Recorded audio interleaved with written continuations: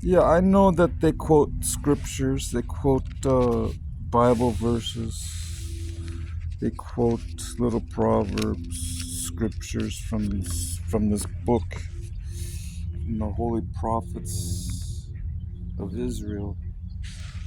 They quote many passages that have to do with the nation of Israel, because the nation of Israel still exists, even though they were scattered abroad the face of the whole earth, which mentions in their own prophecies that that would happen. It says that, and because of their lack of faith with God, God made a covenant with them in which they broke a few thousand years ago.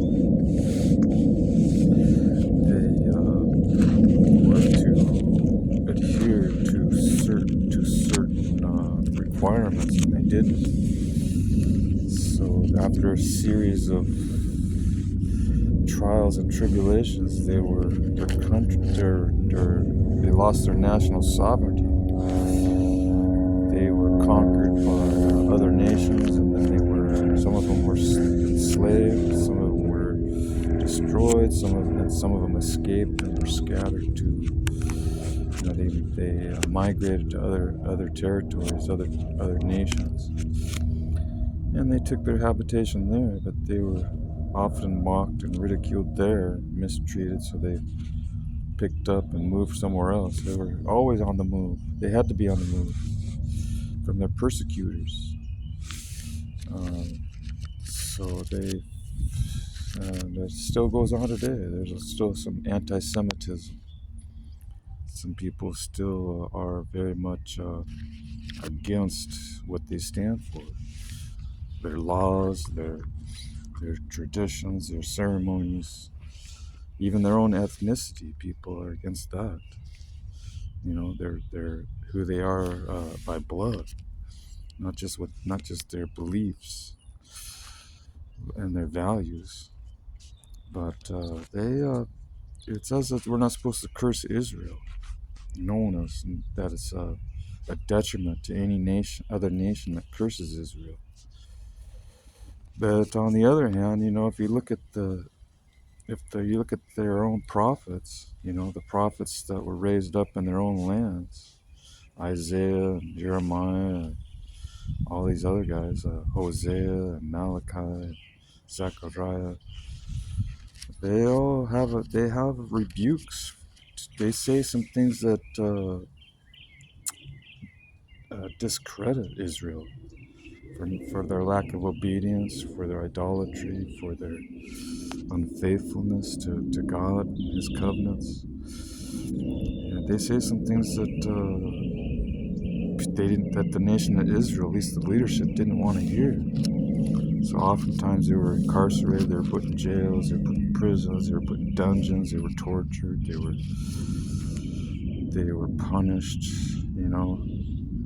most severely, even unto death. They were saying things that were not in the best interest of the nation. They were looked at as being disloyal, and they were looked at as being rebellious, and they were looked at as being what do you call it? Non-supporters of their country, and they weren't boosting the morale of the citizens of the country. They they they only wanted to hear. They would let them prophesy if they prophesied good things. And some of them were saying, "Oh, you always prophesy." A couple of their monarchical rulers said, "Oh, you guys only prophesy bad things." That's what they said about the prophets. To the prophet's face, they would say, "Oh, why don't you prophesy anything good about our nation, about our country, about our peoples?" But they didn't have anything good to say sometimes. They said that they were being hypocrites, and they were being disloyal. They were being, what do you call it, traitors. Some of them were even called traitors. Jeremiah was considered a traitor. The Babylonians welcomed Jeremiah with open arms. The Babylonian general, what was it, Nebuzaradan or whatever his name was, Uh, he was treated with. He said, "Oh, you can go now." He released him from the chain gang, if you will, the exiles that were put in chains and shackles and brought to the other to Babylon from Jerusalem.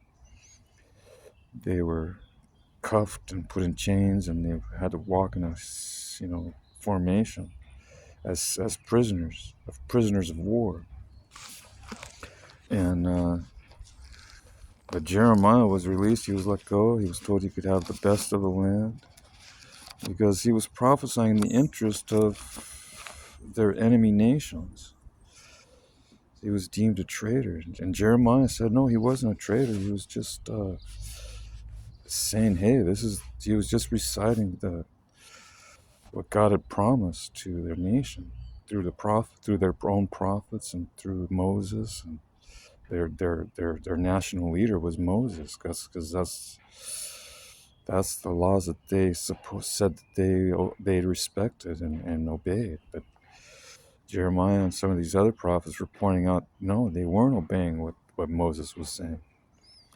They weren't listening to the spirit of not even the spirit of Moses, let alone the letter of Moses, the writings of Moses. He said they were uh, doing some of the same practices of the heathen nations around them. Like we won't mention what they were doing, but it was pretty grotesque.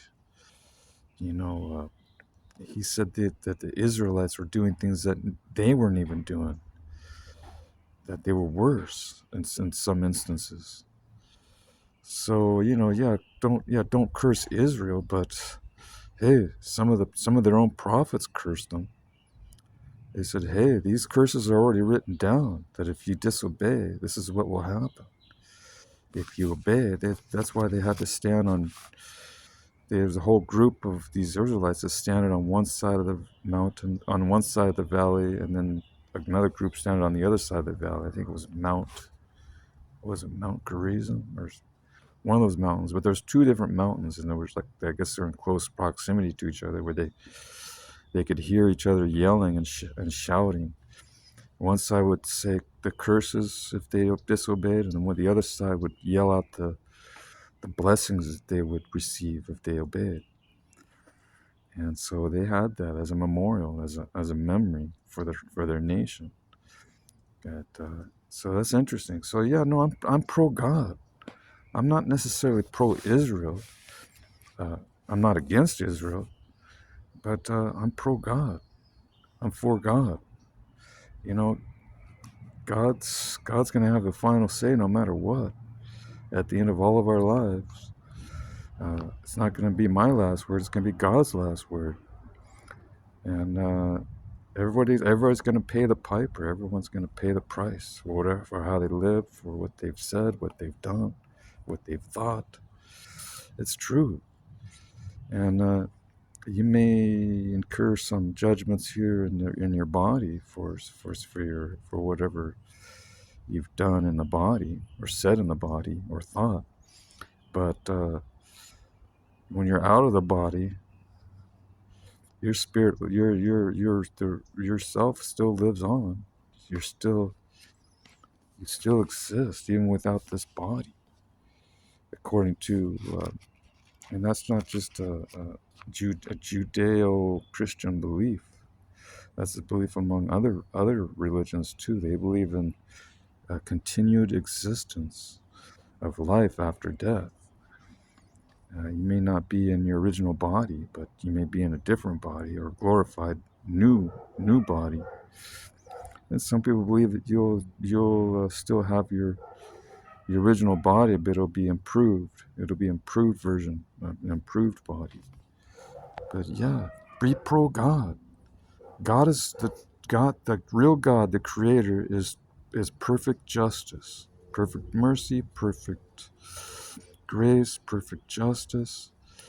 So we always look at things. There's always a little bit of corruption in how we view things, how we look at things. We're not going to have a perfect. We're never going to have a perfect view. I mean, we're going to use some modernized tools to help us make better judgments, like AI and all these other technological apparatuses. But ultimately, God, the Creator, has a perfect mind, a perfect will, perfect emotions, perfect. Everything's perfect about God. He doesn't err in his judgments like humanity does. You know, we're prone to error and we miscalculate. We sometimes our decisions aren't very sound, and sometimes we regret decisions that we make. No matter what positions or level in society you're at, everyone thinks twice about what they decided to do. Oh, was this the right thing? Some people have to suppress and ignore it because it taunts them, it haunts them, because they're always got that question in the back of their mind: did I do the right thing? Was that the right judgment? Was that the right thing to say? You know, because it's always in question, because it's not perfect. But in God's realm, uh, you don't really have to question God because it's infallible. We're fallible, meaning we're imperfect, but God's infallible, which means He's perfect.